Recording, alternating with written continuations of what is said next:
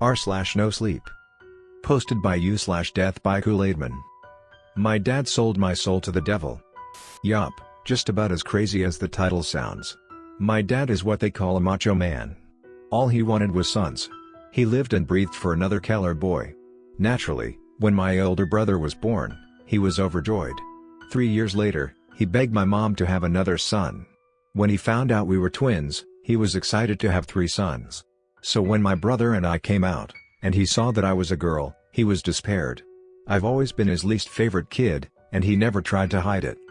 While he named my brothers Anthony and David, which mean priceless and beloved respectfully, he named me Lilith, which literally means night monster. While my brothers and mom tried to soften that direct punch to the gut by calling me Lily, he insisted on us all calling me Lilith, so I could feel the disappointment that he felt the day I was born. Clearly him and my mom did not stay married, and quite unfortunately he signed for full custody when Anthony was 5, and David and I too. Things just got worse from there. If he took Anthony and David out to eat or to see a movie, I was to stay home. He spent all his time playing sports with my brothers, and wouldn't let me join even though I, as a girl, actually showed a genuine interest in what he was doing with my brothers. When I was 4, Dad got cancer. And from what I heard, it was supposed to be terminal. That's where the title of this story comes into play. Yup, he made a deal with Satan. 15 more years of life if he sold one of his children's souls. And big surprise, he chose me. So once I die, it's off to hell, no matter how little I sin or how much I pray. The first time I remember something happening to me was about a month after my dad made that deal. I was in my tiny, cramped room, trying to sleep on a bed I outgrew years ago, while my brothers and dad watched the movie downstairs, when I saw it. This thing in my closet. It was pale, with gaunt, sunken eyes and a gaping mouth. Its long and bony fingers wrapped around my closet door. There was no question that this thing was a demon. I immediately cried for my dad, who stormed up the stairs and gave me a proper beating for interrupting his movie night with his kids. After that, he called me a little girl for crying and locked me in my room. As I cried all that night, the demon simply watched me from the closet, unmoving. Demons watching me were pretty normal from then on. Sometimes it would be the pale gaunt thing in my closet, other times a dark figure hovering over my bed. And on bad nights, a horned figure with glowing red eyes would stare at me, taunting me through the window. After a while, I stopped being scared of them.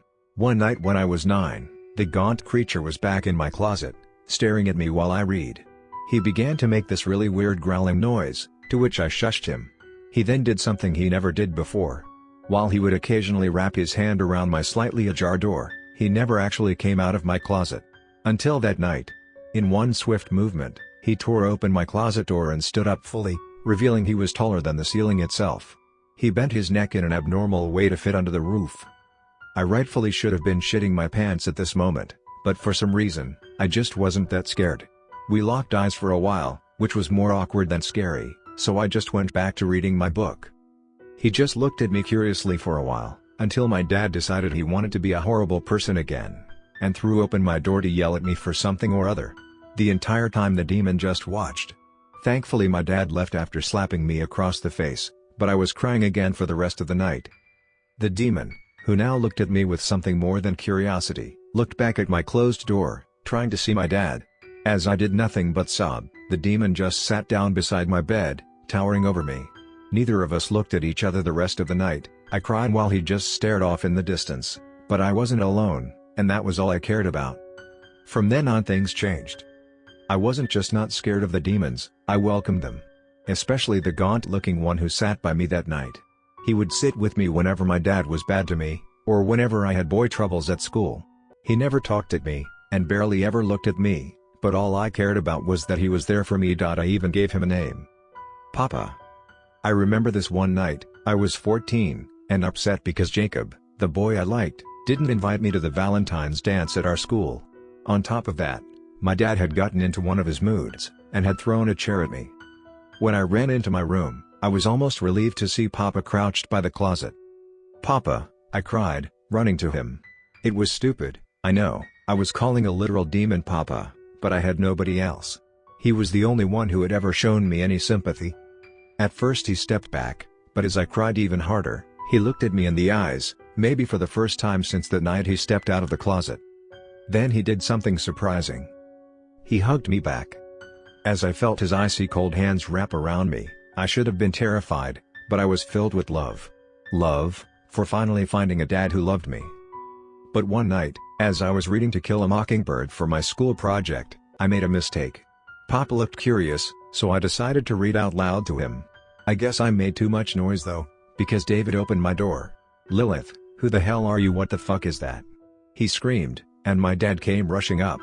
Papa couldn't hide in time, and now, Anthony, David, and my dad all stared him down.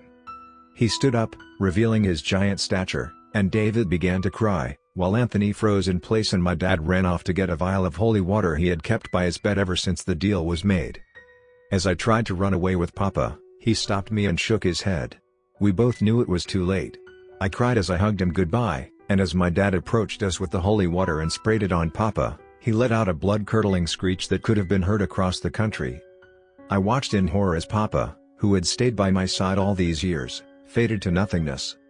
"There," Dad said. "It can't hurt us anymore, sons," he said, embracing David and Anthony in a hug. I just laid over Papa's lifeless body, uncontrollably sobbing. We were all so caught up in our own worlds we didn't notice something come up behind us. He was large, even bigger than Papa, and had 2 large horns, a goat's head, and a large stick in his hand. Dad turned around slowly, looking to this thing as he glared down at my abuser. "Your Majesty, we had a deal, Stanley. I granted you 15 more years of life, on 2 conditions." 2. It boomed, and I noticed David had wet himself. "It was a misunderstanding, sir, my daughter. You were granted 15 more years of life, on the conditions that I get your daughter upon her death, and you never harm anyone, ever again. Do you understand?" it asked. "Yes, and I haven't. Promise." The creature laughed. "First you break a promise, and now you lie? To His Satanic Majesty himself? Seeing you have not only harmed your daughter her entire life, but have killed one of my best minions, you have broken my trust. I'm breaking off the deal." My dad got down on his knees. "No, please, I'll do anything," he begged. Satan looked at me. "There is one way, if Lilith, your daughter and the one you cursed, forgives you. I will set you free, and you will live the rest of your life." My dad slowly turned to me, and put on a smile. "Hey, Lily, what about it? Look at me, I'm your dad. Your Papa. I raised you. Don't you love me? I'm your dad, for fuck's sake," he said, getting more agitated as I stared at him. "It's up to you, Lilith," Satan said. I looked at Papa's body on the floor, then back to my dad. "Come on, you gonna believe Satan, or your dear old dad?" my dad said, pleading to me. I glared at him. "My dad is dead, bitch. You killed him," I said. "I don't forgive you." And with that, Satan dragged my dad down to the netherworld, my brothers and I hearing his screams until it was far away enough that it faded away, to where he could never hurt me again. As my brothers cried in the loss of their dad, I walked back to Papa, on the ground, and kissed his forehead. "Goodbye, Papa. Thank you."